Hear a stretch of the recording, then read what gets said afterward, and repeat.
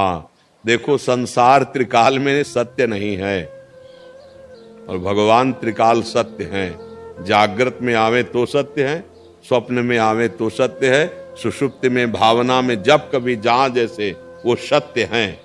संसार चाहे जागृत में हो, चाहे स्वप्न में हो, चाहे सुषुप्ति में हो, ये असत्य था, असत्य है, असत्य रहेगा। कहां गए वो रूप जिनको अम्मा मानते थे, पिता मानते थे? ना पहले थे न बाद में कभी दिखाई दे रहे, बीच में भास रहे। कहां गई मेरी वो बाल्यावस्था? न वो पहले थी न बाद में रही, बीच में भास रही थी। कहां गई जवानी? इसी शरीरों की देखते जाओ और अभी कुछ दिन बाद ये मिट्टी में मिल जाएगा। जो सामने देख रहे हो ना, कहां गया वो रूप? बस उसका कोई अस्तित्व नहीं। तो भगवान थे, है।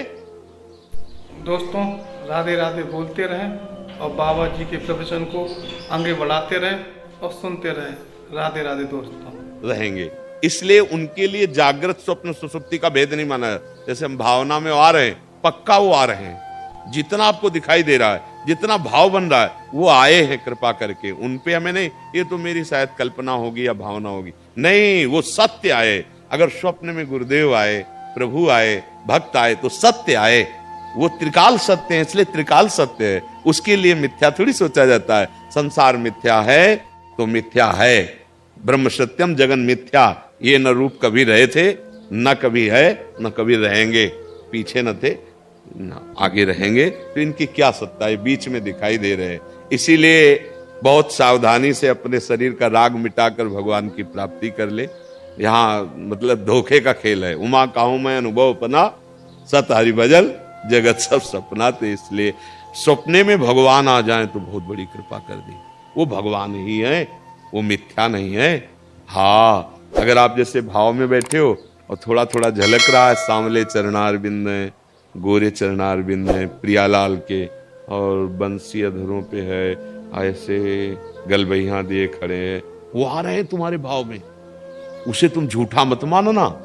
वो जितना तुम सोच पा रहे हो, वो आ रहे तुम्हारे भाव में। अगर कभी स्वप्न में देखा कोई संत आ गए, कोई गुरुदेव आ गए, या भगवान का कोई मंदिर आ गया, भगवान आए, नाचो हृदय से, अंदर से, कि हमारे ऊपर कितनी कृपा, आज भगवान स्वप्न में आए।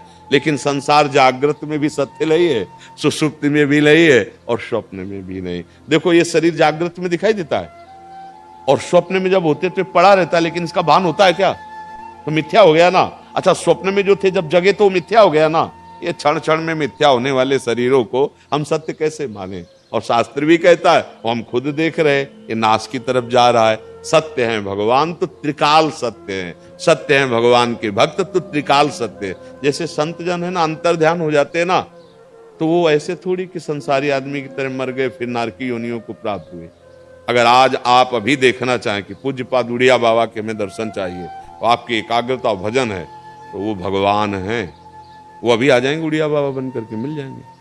अभी आ जाएंगे भाई जी हनुमान प्रसाद पोद्दार, अभी श्री स्वामी राम सुखदास जी के रूप में आ जाएंगे। जितने संतों को आप जानते हैं, सब संत, कोई ऐसा नहीं कि ये नहीं रहे। ये बाहरी उनकी लीला है। सब भगवत धाम में विराजमान, वृंदावन में। कोई ऐसे संत भगवान नहीं, कोई ऐसे आचार्य नहीं, कोई ऐसे महापुरुष नहीं जिनका मिलन ना होता हो, जो भगवत प्रेमी महात्मा उच्च कोटि के, ये सब विराजमान। लेकिन अपने ये शरीर नाशवान है। हाँ, इनका कोई महत्व नहीं। वो अपने जिस स्वरूप में पहुंच गए, वो अब भी विराजमान है, सब सेवा में है ठाकुर जी की। कोई ऐसा थोड़ी है कि अब महाप्रभु चैतन्य देव यही है वृंदावन में, ही है रूप जी, सनातन जी, ये सब आचार्य यही विराजमान है वृंदावन में, कहीं बाहर थोड़ी है। वो बाहरी जो कृपा करनी थी करके और अपने घर में विराजमान घर है। ये प्रियालाल का निज धाम चिदानंद वृंदावन धाम है। तो त्रिकाल सत्य भगवान, इसलिए स्वप्न में भी सत्य मानना चाहिए। और संसार त्रिकाल असत्य है, इसलिए जागृत में भी असत्य है, स्वप्न में भी असत्य है। हाँ, यहाँ कर्तव्य ठीक से कर लोगे तो जान जाओगे तुम कि संसार असत्य है, शरीर असत्य है। ठीक कर्तव्य कर लोगे। कर्तव्य को इस रूप में नहीं देखना कि जब संसार असत्य है तो हम क्या करें। नहीं नहीं, नौटंकी का नाटक मिला, बढ़िया रोल है, तुम कर लो तो जो डायरेक्टर है ना, वो इनाम देगा, इस नाटक से मुक्त कर देगा। जगन नाटक वैभवा, भगवान का एक गोपाल शास्त्र नाम में नाम है, जगन नाटक वैभवा। इसलिए कभी अश्रद्धा मत करना, स्वप्न में भी भगवान आते हैं और वो सत्य होते हैं, लेकिन जगत का भाव तो असत्य ही है। महाराज जी कल आपका चिंतन करते करते हमने मतलब रात में सोए थे, हमको आपका दर्शन भी हुआ, आपका स्पर्श हुआ, तो हम इसलिए सुबह हम आए कि थोड़ा दर्शन महाराज जी से थोड़ा स्पर्श भी करा लेंगे। ये क्या हमारी लाडली जो है ना, ये सब लीला वो करती रहती है उनका ये समर्पित जीवन है। महाराज जी हम नाम जप करने के लिए मतलब विशेष मतलब आपको कृपा हो कि हमेशा अखंड नाम जप हमेशा हो। हाँ, हमारे जीवन का लक्ष्य भी यही है और हमारे संतों का भी हृदय का लक्ष्य यही और सब शास्त्रों का सार भी यही है। जिसकी जिह्वा पे निरंतर नाम चलता है उसे कुछ दुर्लभ नहीं, जो ज्ञान, जो वैराग्य, जो भक्ति, जो चाहेगा वो सब प्राप्त हो जाएगा। नाम रूपी धन अधिक से अधिक लोभी की तरह हम कमाएं। जासु नाम भव भेषज हरन घोर त्रयशूल, सोई कृपाल तुहि मोहि पर राहु सदा अनुकूल। भगवान का नाम भव भेषज है।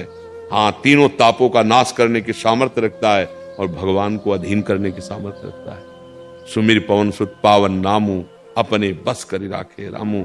खूब नाम जप करो और अपने लोगों को तो भगवान ने दासत्व दे दिया प्रगट में, खूब दासत्व का निर्वाह करो, सेवा करो, नाम जप करो। जय जय श्री।